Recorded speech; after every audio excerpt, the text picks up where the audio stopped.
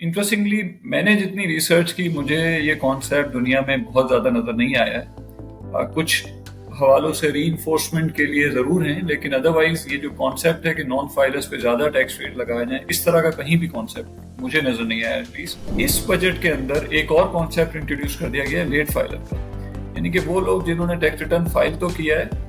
और उनका नाम एक्टिव टैक्स पेयर लिस्ट में भी आ रहा है लेकिन लेट फाइल किया है, तो वो लेट फाइलर कहलाएंगे। There is no good news for complaint citizens. कोई ऐसा इंसेंटिव फाइलर्स को नहीं दिया गया है। यहाँ मैं एक बात और बताऊं कि जो लोग बहुत ज्यादा एक्स्ट्रा ऑर्डिनरी इनकम की तरफ जाते हैं और सुपर टैक्स में टैक्स हो जाते हैं, तो उनके केस में इफेक्टिव रेट इवन 55% तक भी चले जाए। लेकिन यहाँ पर जो इंटरेस्टिंग चीज है वो यही है कि अब तक जो टैक्स रेट था वो 15 से 30% तक जाता था नॉन फाइलर के लिए, लेकिन अब वो अप टू 45% तक भी चले जाएगा अगर उसका जो कैपिटल गेन है वो सिग्निफिकेंट अमाउंट है इन अ गिवन ईयर। तो आइडियली तो गवर्नमेंट को ये करना चाहिए था कि इस 6 लाख की लिमिट को बढ़ाकर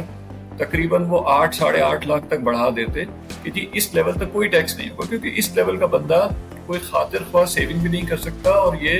it's a bare minimum income के अपने एंड्स मीट करता। लेकिन अनफॉर्चुनेटली गवर्नमेंट ने ये किया कि उसमें इंस्टेड